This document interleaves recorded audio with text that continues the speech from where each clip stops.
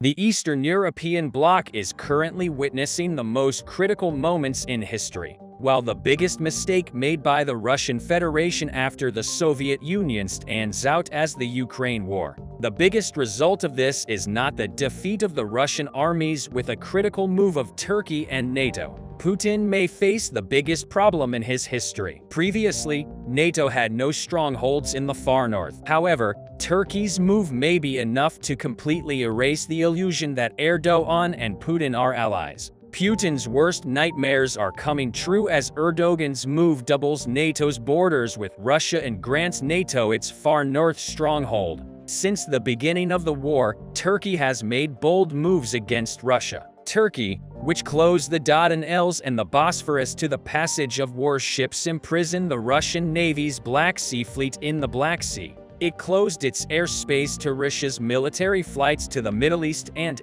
made great and real efforts for the freedom of Crimea and all of Ukraine. Now, he is making a big show of strength with Putin's move that will turn the Soviet dream into a nightmare. Let's examine the striking details of Turkey's most daring move against Russia. With Russia's occupation of Ukraine and the war coming to a turning point, relations between the Baltic states and Russia began to take shape again. The Baltic states, such as Ukraine's allies Sweden, Finland, Lithuania, Estonia, Poland and Germany, were now feeling this war more closely and taking a much more determined stance towards Moscow. A country with the observer status of the Baltic countries dealt a heavy blow to Russia with a decision taken the other day. This country, as we all guessed, is Turkey, one of Ukraine's strong and brave allies. This decision taken by the Ankara government was shared with the press by NATO, and everything changed in an instant. NATO Secretary General Jens Stoltenberg has announced that Finland will become the 31st member of the US-led NATO military alliance in a matter of days after Turkey, the last member of NATO to ratify the proposal, passed a vote of approval. Stoltenberg reported that this is the fastest ratification process in NATO's modern history and will take place within days after this critical decision. Alarm bells began to ring for Russia. You know that Finland and Russia share a border of about 830 miles. And this decision of Turkey to make Finland a NATO member is not a coincidence. This, in fact, is closely linked to Ukraine's spring offensive plans. If we look at Finland's strategic NATO membership decision from a much broader perspective, we can clearly notice the critical details of the security measures that the US wants to take on the Russian-Finnish border line, because while the USA, Germany, and other NATO members are making plans to deploy tens of thousands of NATO troops to the Russian border, Finland's participation in this international military force is of vital importance, both for Ukraine and for the reformation of the New World Order. In other words, 5 NATO countries are border neighbors with Russia at the moment: Estonia, Latvia, Lithuania, Poland, and Norway. When Finland joins, NATO's frontier will actually double. Also, the Finnish border is only 100 miles from St. Petersburg, one of Russia's most important economic and political centers. Finland controls vital maritime communication routes used by Russia and plays an important role in its struggle to dominate the Black Sea and the Arctic. But mainly, Finland's accession to NATO is predicted to put the organization in a much better place to prevent further Russian aggression. Not only does this critical Finnish-Russian border provide access to NATO's advanced military, this decision to join also gives NATO access to Finnish airspace, ports, and sea routes. NATO's extended land border with Russia raises various security concerns due to Russian aggression and is heavily militarized for security purposes. In the time ahead, it looks like it will accelerate efforts to stockpile equipment along the eastern edge of the alliance and identify tens of thousands of forces that can soon come to the aid of the allies to fulfill this goal as soon as possible. Finland will be formally accepted at NATO's next summit in Lithuania in July. The Finnish government announced that this decision will increase stability in the region. In this regard, Finnish Prime Minister Sanna Marin made a critical statement pointing out that NATO and the Baltic borders are now much stronger, as well as praising Turkey's mediator and resolution policies. NATO's eastern flank, on the other hand, is increasingly similar to the battle lines of the Eastern Front stretching from Finland to Ukraine in World War II. The move to include Finland in the NATO alliance. Finland in the NATO alliance is of immense historical significance. The policy of the USA, which is one of the countries that understands this important best, is to reduce the threats that Russia may pose on the Baltic borders in the future. The move to further enlarge NATO has become the most important reassurance of the allegations of war without cause made by the Biden administration and the media. According to the narrative adopted by the White House, the war in Ukraine is a war of choice started by a single man in February 2022. Putin started the war, and only Putin can end the war by withdrawing Russian troops from where they are. However, even though the clash between the US, NATO, and Russia broke out on the Ukrainian border, this was actually the result of the US administration's attempts to eliminate critical facts such as Russia's posing a threat to the world order and the preparation process on the Baltic borders for a long time. Yes, the times of the war we can see that the USA went through a rather desperate period to stop Russia's expansionist policies. But thanks to Turkey's surprise move, the situation was completely reversed, putting Russia in a desperate situation. In addition, the further expansion of NATO to include Finland raises the threat of a direct war between the two largest nuclear-armed powers, the United States and Russia. But here the attitude of the US, the leader of NATO, is very important since there are already hundreds of thousands of people who lost their lives in the Ukrainian war. The United States had to take this critical step in order to save all of Europe and all of humanity. Now, Finland's membership could help NATO dominate the Baltic Sea and provide a new route for reinforcements, as Helsinki is located less than 70 kilometers on the water from the Estonian capital of Tallinn. However, the Suwałki Gap remains important to NATO, as Belarus has become Russia's zone. But finding Finland ships to the north would help the alliance defend the thin strip of Norwegian territory that connects to Russia and where Moscow could launch a fait accompli. Up until this point, the NATO Air Force relied on a few Norwegian airspaces that could be targeted early in a clash. Finland added more bases and airspaces, meanwhile adding an extra 1,300 kilometers to the alliance's land border with Russia will bring security vulnerabilities, and figuring out how to defend it will be a challenge for NATO strategists. While the response to Finland's accession has been quieter than many expected, the Kremlin has pledged to reinforce its forces near the border in the coming years. But with the Russian military stuck in Ukraine, analysts think that it will likely take years for Moscow to rebuild its capacity. Although the Russian threat is currently remote, according to estimates,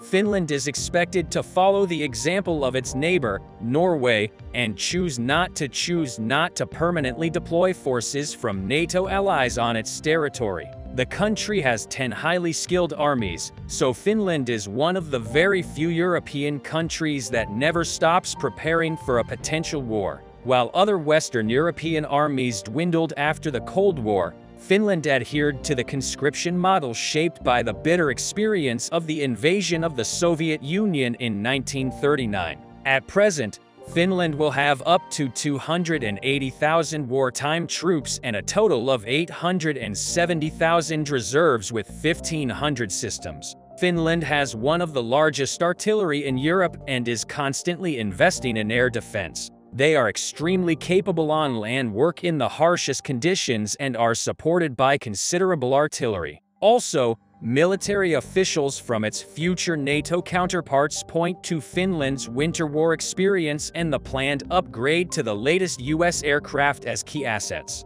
Finland's breakthrough in purchasing F-35 jets actually explains this situation much better. In summary, Finland's accession to NATO is expected to be an additional protective force of the new order and thwart Russian invasion plans. The battlefield in Ukraine has been the scene of moments that can be counted as an action movie, especially in recent days. Midnight ambush operations, mind-bogglingly successful attacks by Ukrainian armed forces, snipers, and the Ukrainian army's new secret weapon. All of these were perhaps the most interesting and exciting moments of the war that took place this week on Ukraine's eastern front lines. In addition, the breathtaking attack and defense clashes in the industrial zone of Bakhmut were examples of the war strategy of the Ukrainian army that could go down in history. Let's dive into the eastern front lines of Ukraine, where these striking moments of breaking were experienced without wasting time. The eastern front lines of Ukraine have become a place of fire. Wagner forces are trying to strengthen their trenches in the industrial zone in Bakhmut and expand their offensive positions in the areas between the Ukrainians and the connecting roads, in order to prepare for a Ukrainian counter-offensive, which they expect to begin at any moment. In addition, the Russian army stationed almost half of all its forces in the Donetsk region, and these Russian military forces included Wagner mercenaries. The Ukrainians were attacking the Russians from the opposite direction in the industrial zone of Bakhmut, destroying everything in their path with all their military might. Recently, soldiers from the Ukrainian State Border Guard Service launched a counterattack on Russian troops in this hot front line and in the production workshop of one of the Bakhmut-based industrial enterprises. The Ukrainian Border Guard eliminated a group of Russian Wagner mercenaries. Ukrainian border guards then used the SPG-9 recoilless cannon to destroy the Russian military cluster, neutralizing a Russian machine gunner who was watching the factory building where they were located. The Russians were then forced to retreat as they could not enter the factory for a certain period of time.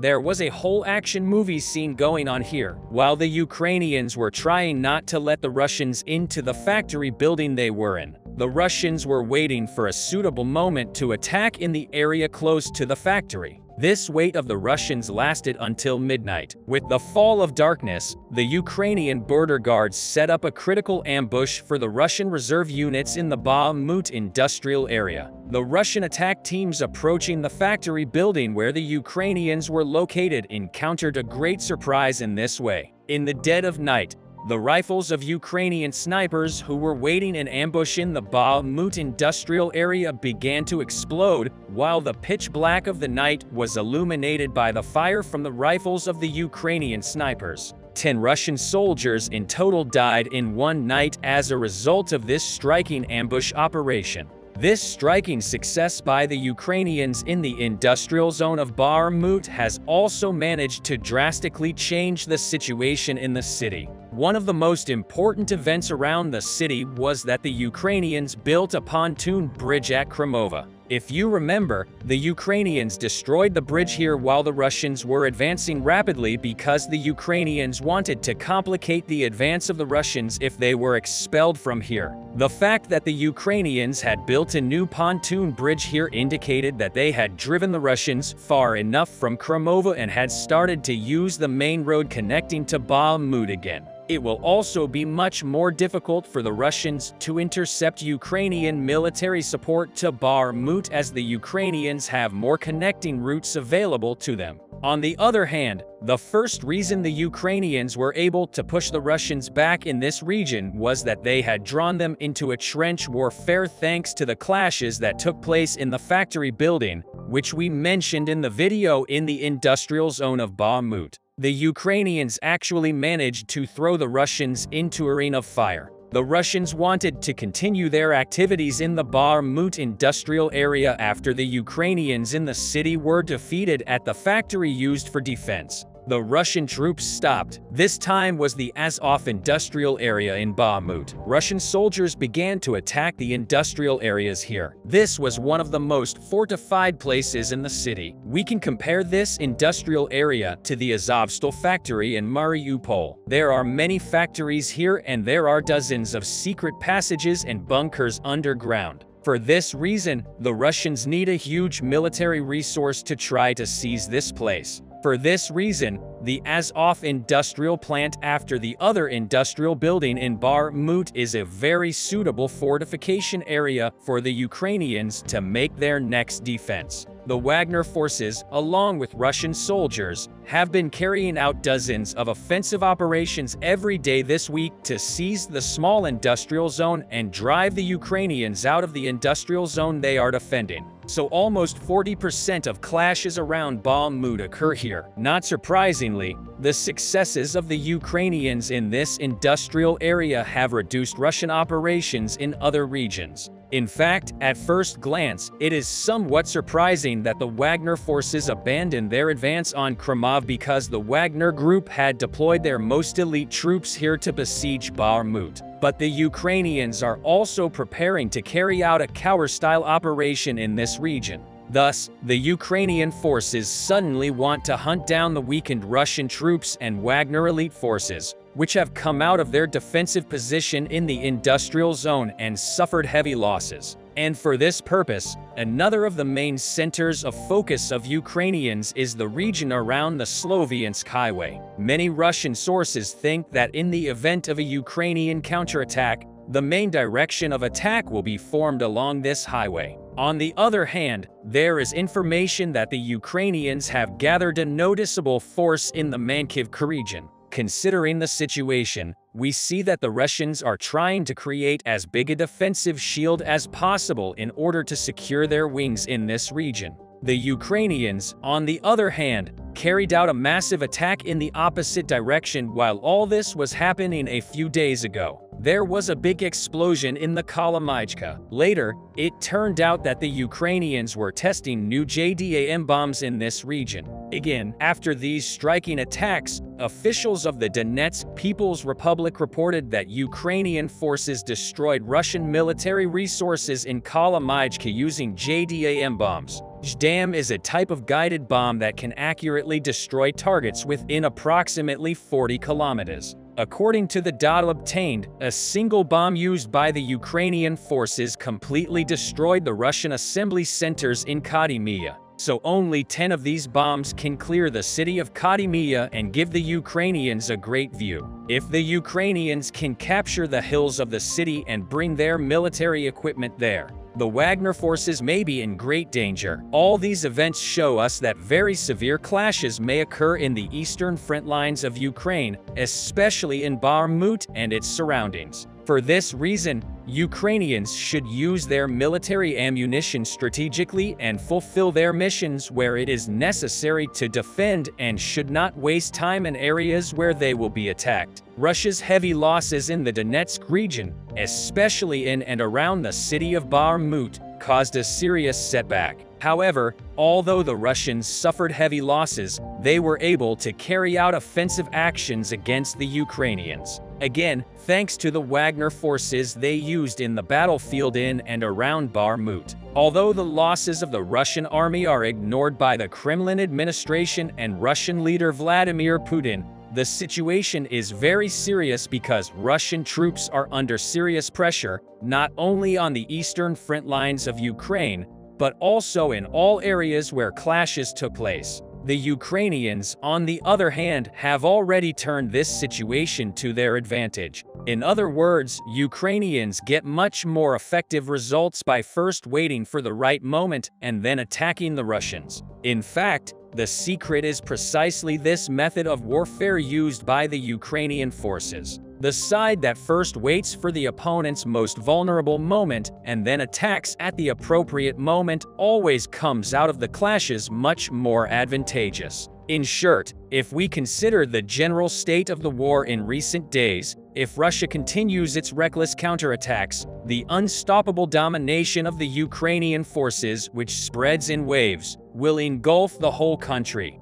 As we approach the anniversary of the war, we can clearly observe that something big is happening behind the scenes. Both parties are determined to crush each other during the second year of the war, and we can already see the undergoing cardinal changes that will lay the ground for the next year. The Belarusian president urged the leaders of former Soviet countries to pick a side already tomorrow. Western embassies urged their citizens to leave Belarus as soon as possible, which is exactly what they did several days before Russia invaded Ukraine. Putin suspended Russia's participation in the last Romanian arms control treaty with the US, and the Ukrainian military announced that they are prepared for what the Institute for the Study of War called the most dangerous course of action. The most dangerous course of action for Ukraine is opening a second front with Belarus because at the moment most Ukrainian troops are fighting in the east, making the northern front very vulnerable. Right now, the Ukrainians have only 15,000 troops or 4 brigades defending the border with Belarus, one for each region. The length of the front line is around 450 kilometers, implying that each battalion tactical group is responsible for 28 kilometers of the front, which is quite sparse. In order to compensate for the inadequate density, the Ukrainians are building many lines of fortifications. Fortunately, the geography of the region favors the Ukrainians a lot. Firstly, if we switch to the satellite view, we can see that northern Ukraine is covered in forests that stretch 120 kilometers south. Secondly, if you look at the map of the Institute for the Study of War, we can see that northern Ukraine also has a lot of rivers. These rivers would significantly limit the attackers' room for maneuver. The Ukrainians have also built a wall along the border, set up observation posts for better control, and also dug a ditch to prevent or at least complicate an unexpected mechanized assault. But this is only the first line. The next defense line is located approximately 3 kilometers behind, and of the area in between is densely mined.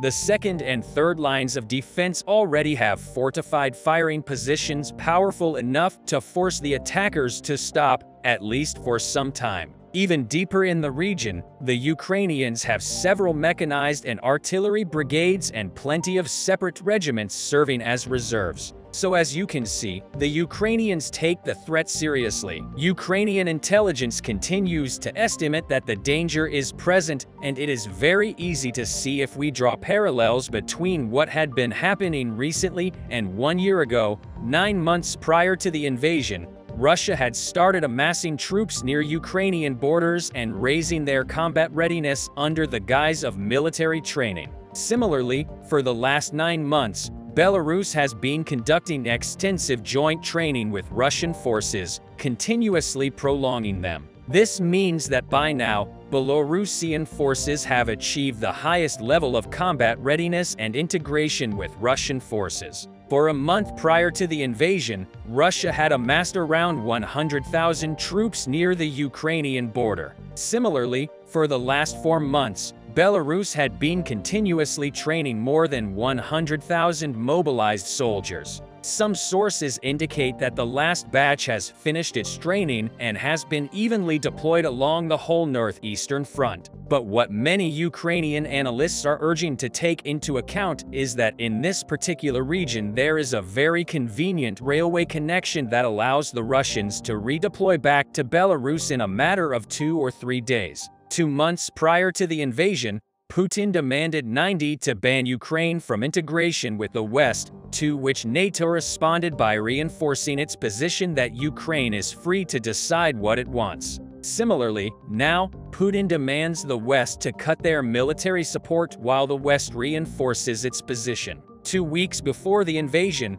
Western embassies urged their citizens to leave Ukraine and Russia as soon as possible. Several days ago, Western embassies asked their citizens to leave Belarus as soon as possible. 1 day before the invasion, after meeting with the separatist leaders, Putin acknowledged the Donetsk and Luhansk People's Republics as independent states and announced that Russia was going to join them in trying to help. Similarly, the Belarusian president recently met with Putin, agreed to strengthen their military ties, and also urged other former Soviet states to pick a side. On the day of the invasion, Putin announced that the current military, government and military should cease to exist while the West stood up in support of Ukraine. Similarly, during a recent TV address, Putin vowed to achieve these goals, while the West reassured that Ukraine would never be a victory for Russia. So right now, we can observe the unfolding of almost the same events, all of which, unfortunately, point in the direction of escalation. Although there is one crucial difference. 7 days before the invasion, the Russians started collecting a lot of blood, which is the most critical step before an offensive operation. No such thing was observed in Belarus. That is why, for now, it looks like Putin will try to make his allies join the war gradually. At the moment, the Russians are experiencing massive problems with the production of equipment from uniforms to tanks. Belarus has already agreed to help Russia produce Su-25 fighter jets. Other countries will likely receive military contracts soon as well. So far, Belarus is probably the most integrated state with Russia, but many analysts still think that the earliest Belarus may join the war is at the end of 2023. When it comes to such important conclusions, the quality of these sources plays a decisive role because one low-grade article with a made-up story can severely affect the whole analysis and change the whole picture.